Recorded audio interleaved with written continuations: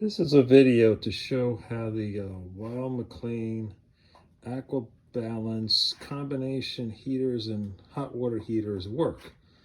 Because you'll see lots of videos on fixing them, checking them, but nothing on how it actually works inside. So that's the cover, right? Nice new cover.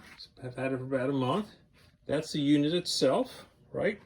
And I'm just going to talk about what's in the box and not what's around it.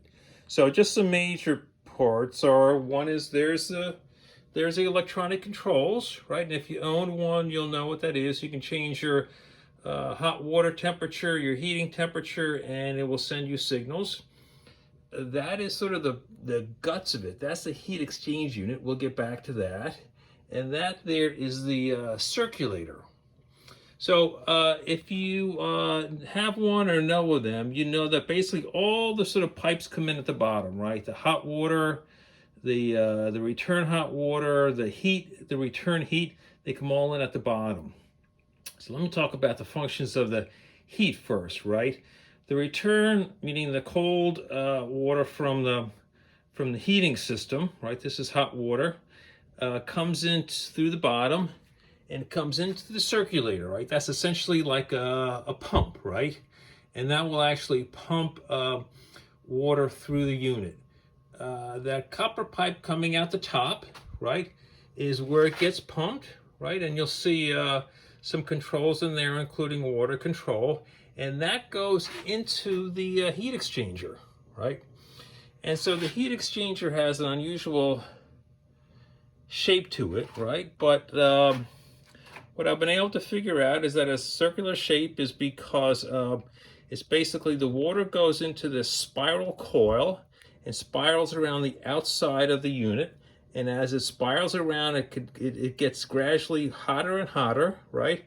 And then comes out right there. That's sort of where the hot water for the heat comes out, right? And that's sort of the simple version of it.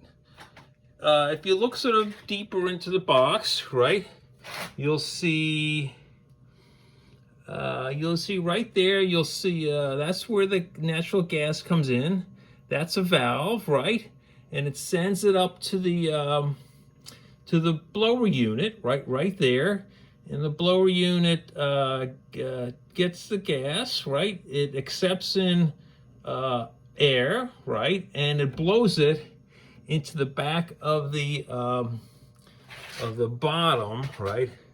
Of the bottom of the heat exchanger, right? And then from there, it goes into that circular piece and goes through a diffuser, and then it gets lit by an igniter, and that kind of blows through the center of it. And that's what's creating the heat, and that's what's warming up the hot water. And then it goes out the top, right? You'll see there's in the back, you can't see it, but there's your exhaust, right? There's actually the air intake, but enough of that. So that's basically how the heat for the hot water for the heat gets created, and the controls are also in there. Now, this also is a combination unit, so it produces domestic hot water, which is actually a really kind of an interesting feature, right? The hot water does not get created in this part, right? But when you turn on the hot water in your house, right down here, right there, that's sort of where the cold water, right, that for the domestic hot water comes in, right? And that is a flow meter that basically says, someone wants hot water. We can sense some flow coming in. And so it senses that, right? And then it sends the cold water. This is kind of hard to see, right? Because it's kind of all the way in the back there. But there's a small silver box, right? Which is another heat exchanger. It's actually called a plate exchanger, right? And it goes through the plate exchanger, right? And then comes out the other side, boom. And there's your sort of hot water coming out. Now, where does the heat come from to heat the domestic hot water? Well, when you're just using domestic hot water, right, the same circulation goes through the heat exchanger, but instead of going out into your house to heat your radiators, right, it circulates in a closed loop, and it goes back into that plate exchanger back there, and this is the thing that heats up the domestic hot water, which is it's a pretty compact unit, and all that is producing all the hot water for your house. So so that's sort of about it. And maybe sort of as a final note, I've kind of marked up a parts chart from the manual, and it can give you kind of all of the names of at least sort of the key parts.